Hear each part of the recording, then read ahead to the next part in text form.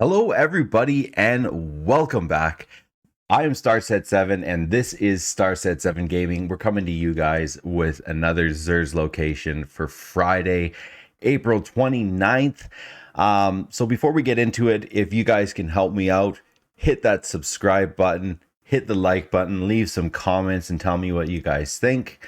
As well, if you head over to twitch.tv/Starset7 Gaming, I am probably live right now.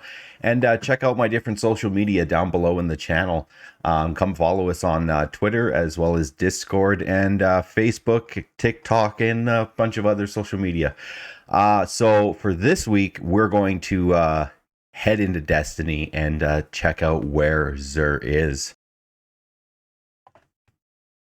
So this week, Xur is located on Nessus. Head on into Nessus, and you're going to head up to Watcher's Grave.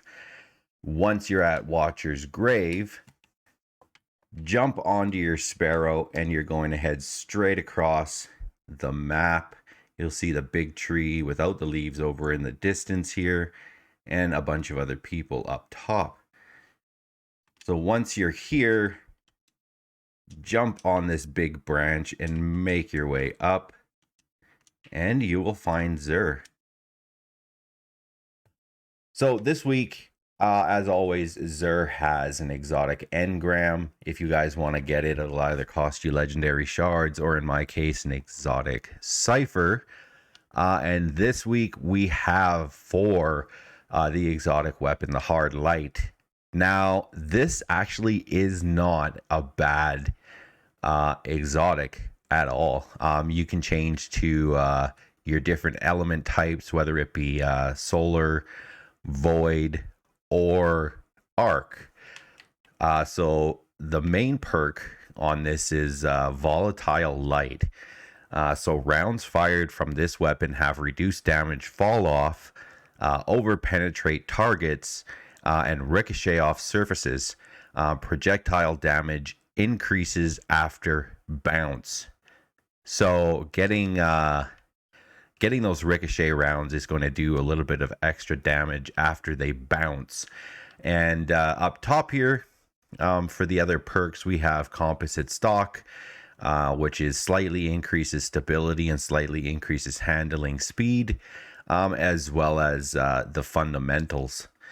So long pressing X, because I'm on controller, is going to change this weapon's damage type, cycling between solar, arc, and void, as I mentioned previously.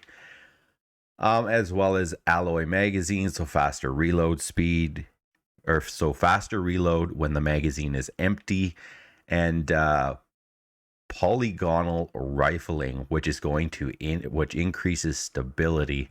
And like I said, the stats on this thing, they're not bad. For an auto rifle, really, it's not a bad weapon, even in PvP. It's something to keep in mind, to take into whether you're running like a legendary, Nightfall, or anything that has different arc type or a different subclass types, shield types, whatever you want to call it. This week for the Hunter, we have the Gemini Jester legs. So the main perk on the Gemini Jester is misdirection. So dodging disorients nearby enemies and temporarily removes their radar. So you get that dodge when you're right beside enemies. It's going to kind of basically stuns them a little bit.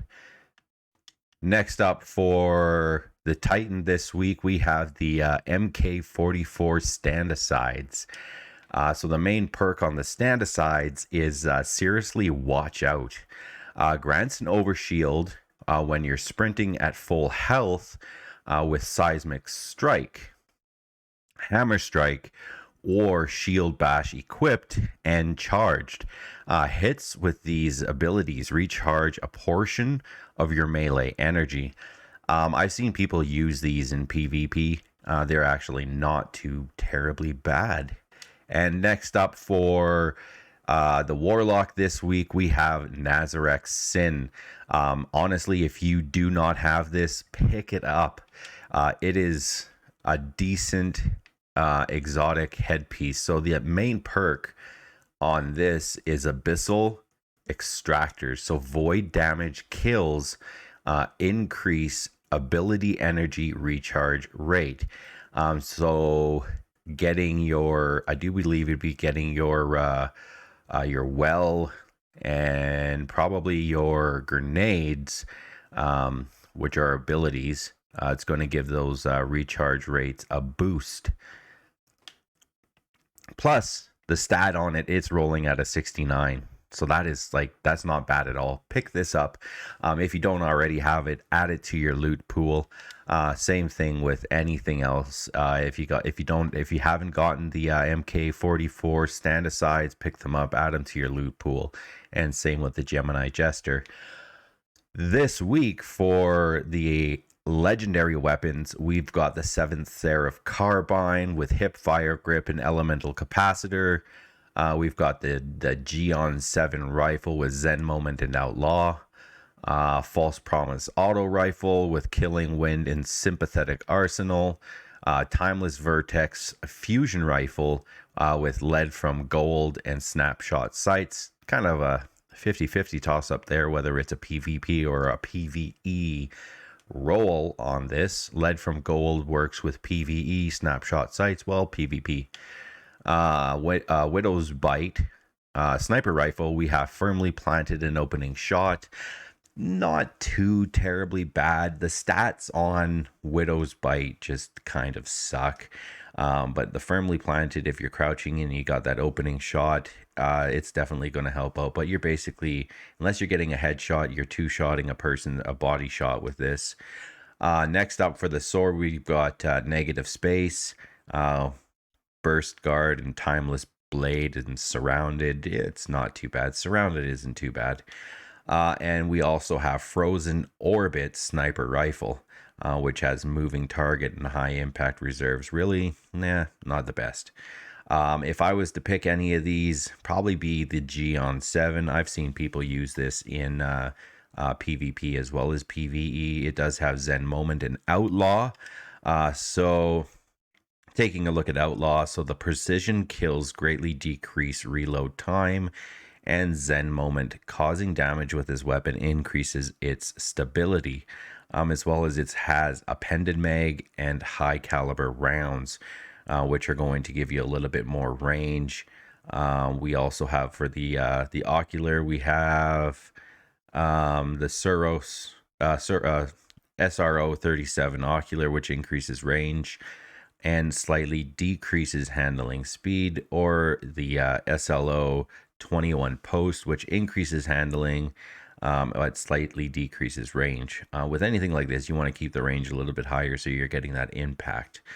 That would be my pick. Second pick would be the Timeless Vertex, being Lead from Gold and Snapshot sights. Like I said, it is kind of a toss-up between PvE and PvE rolls on it. And this week for the armor set, we do have the Perfectus armor set. And I took a look at everything, and really, it's not the best. It's kind of a cool looking armor set, but the totals and the stats on everything, not the best. If I did have to pick something to go with, would definitely be the legs, rolling at a total of 57, and the stat distribution isn't too terribly bad. Moving on over to what we got this week for the DMT, definitely pick this up. The main reason being it has Vorpal. So Vorpal, increased damage against bosses, vehicles, and guardians in their supers, which isn't bad. We also have the short action stock, which greatly increases handling speed. You got the high caliber rounds, which slightly increases range, and full bore, so greatly increases range, decreases stability, and slightly decreases handling. And like always, the main perk on this is cranial spike. So chaining precision hits, grants bonus damage, and quickens reload speed. If you don't have this DMT roll in your arsenal yet, definitely pick it up.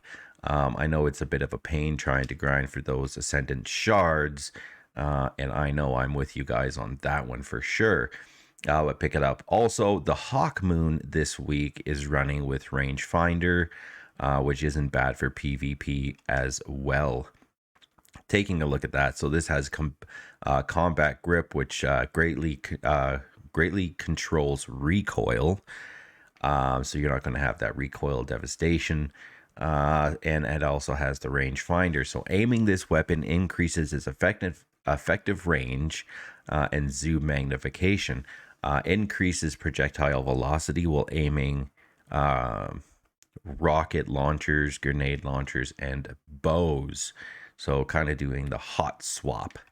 It also has alloy magazine, so faster reload when the magazine is empty, and hammer forged rifling, which is going to increase range. And as always, the main perk on this is paracausal shot. So final blows and precision hits with the Hawkmoon greatly stacks of paracausal charge.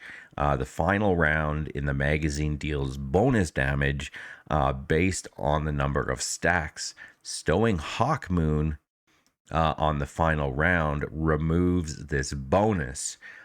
So definitely pick this up. It isn't bad rolls on it at all, and that rangefinder is something that you do want for PvP. I'm gonna head over to the camera screen here quick. Yes, now that we're back on the camera screen, I apologize for not bringing the video out last week. I got a little over inundated with things and just wasn't able to get to the video. If you guys can help me out, watch the video to the end. Don't forget to hit that subscribe button, hit that follow button. Come check us out on Twitch. Take a look at what my schedule is. We do run the raids 4 days a week, so 5 raids out of those 4 days, sometimes a little more depending on how quick we get through the different ones. But thanks everybody very much for checking out the video. Until next week, everybody, you be safe out there and take care.